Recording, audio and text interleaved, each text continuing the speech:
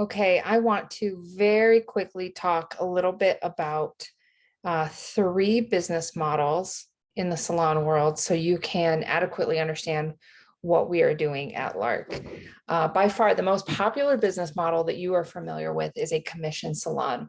Why are so many salons commission salons? Well, it's the oldest business model that we've taken advantage of. And there are many things about a commission salon that are simple. There's good things, and then there's some bad things. And we'll quickly touch on both of those. Good things, it should be pretty straightforward. Stylists should earn a commission for the work they do. Those commissions can range anywhere from 40 to 50% or more. The more clients you see, the more you can charge each client, the more money you should make. Okay, some bad things. How much should you charge each client? Was that a partial highlight or a full highlight? Was that a base bump or a root smudge? How long can you spend with each client? These things all make it very confusing to be a commission stylist and figure out how to make more money.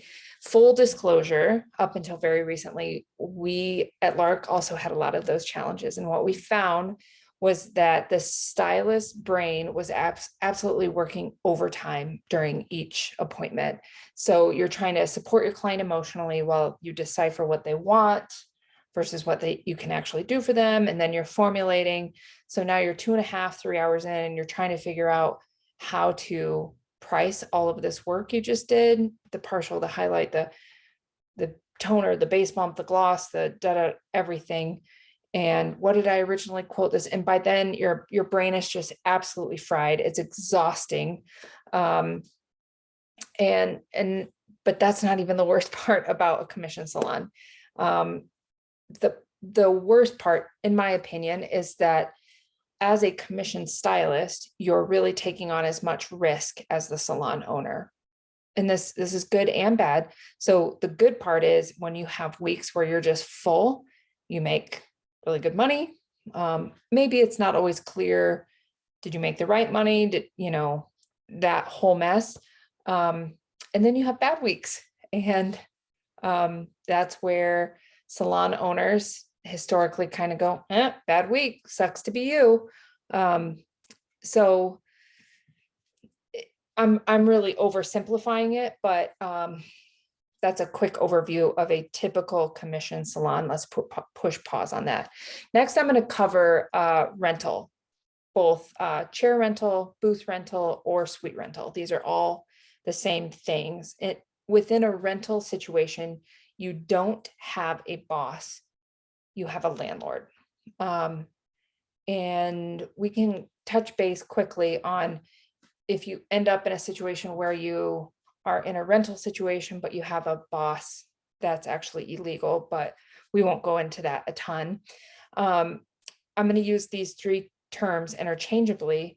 And what you'll find is that suites are trying to entice stylists to come work there with the headline. You've seen it probably on a Facebook ad, be your own boss. And it's so tempting. It seems like a lot of freedom. And let's start with the good, the freedom, right? So you set your own hours, come and go as you please. You think there's a lot less gossip, and sometimes there is a lot less drama. You have the freedom to make a lot of choices as as your own boss. What's some of the hard stuff about being your own boss? Well, number one, taxes. You have at least 5 filings a year that you need to do for income taxes. Sales tax, property tax. And if you have friends that say, oh, no, you can avoid all of that by just taking cash and using Venmo or something like that to receive your payments and you don't have to pay tax on that, that is called tax evasion. It is illegal. At the very least, you will pay penalties, interest on all that money that you're trying to not pay taxes on. And honestly, tax evasion has jail time with it too. So if somebody tells you that, tell them, no, thanks, don't want your advice. Okay, so the next tough part about being your own boss is the investment. If you buy into a color line, the investment can be anywhere from $3,000 to $5,000. It's an investment. There's some tough parts about buying color lines. You're sometimes you end up with a lot of colors you don't need. You have to come up with a strategy of, do I want to have these things on hand? A lot of stylists end up in this cycle where they're going to the supply house every day to get their hair color for tomorrow, which leads to one of the third things that's tough about being your own boss, and that's problem customers. What do you do about clients texting you in the middle of the night that they need an appointment, need to change an appointment? And worse yet, what if they need to cancel tomorrow's appointment that you just went to the supply house to pick up the color so you could do her roots? You can see how that's a frustrating cycle. And worse yet, about problem customers, what do you do when a client isn't happy with their hair? Do you, as a your own boss, as a solopreneur, what's your system around dealing with problem clients and preventing, the Yelp reviews, Facebook reviews, Google reviews, all that stuff? So on surface, I definitely, even I can see how being your own boss is so tempting, but in reality, isn't it that your clients are now your boss? Okay. And just to circle back, I do want to touch base on the fact that if you end up in a situation where you're looking at a salon where they say, we do commission, but we pay you on a 1099.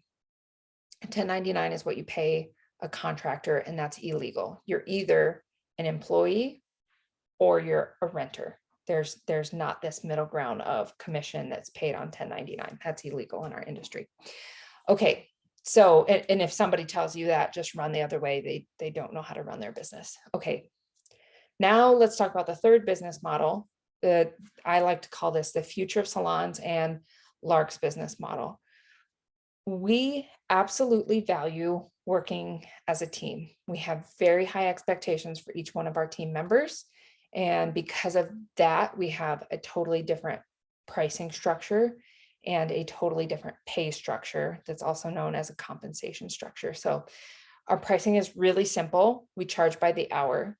We're not the only ones to do this. Now that I've said charge by the hour, you will hear tons of salon coaches saying that this is the way of the future. As far as I know, we will be the first salon in Omaha doing this, although I certainly know some solo stylists doing it.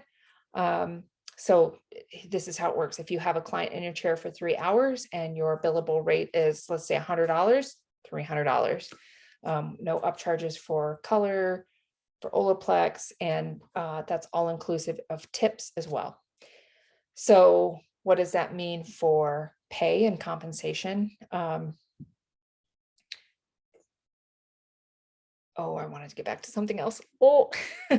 I'll come back to pricing in just a second. Compensation, we want you to have a reliable base income for the hours that you're scheduled, plus the ability to grow with personal bonuses and team bonuses. Why do we do these pricing and compensation systems this way? It's because you're a professional. So my background is accounting, and just like you, I have a license. And when you graduate from college in accounting, you work through a very similar, it's essentially the same. You have an hourly price that you charge the client, and you want to get so many billable hours, and then you have your base pay hourly, and then you can make bonuses. What we're trying to do is really reset the industry to say, you as a stylist, you're a professional, just like a doctor, just like a lawyer, just like an accountant. So now certainly every stylist that is out there is not necessarily a professional. If you don't show up on time, if you are sloppy in how you look, if you don't perform reliable service, you're not a professional. So you should probably work at a commission salon, or you can go work in chair rental. I want to see if I hit one point while I was here. I think I did. So I want to go back and just touch base on that pricing structure. Right now, the first time you hear, okay, I charge for the time that the person's in my chair, you might be thinking, how the heck do I know how long this person's going to be in my chair? I don't know if I need them for 2 hours or 3 hours or 4 hours. I don't know what they're going to want.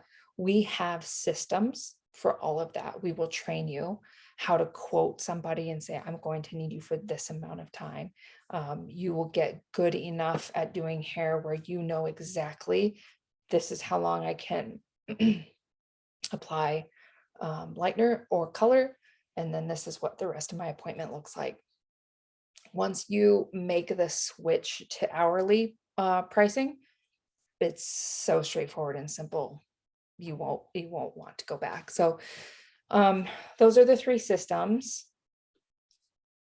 And I'm going to talk a little bit more about our system for getting you up to speed and our onboarding process, and see you in the next video.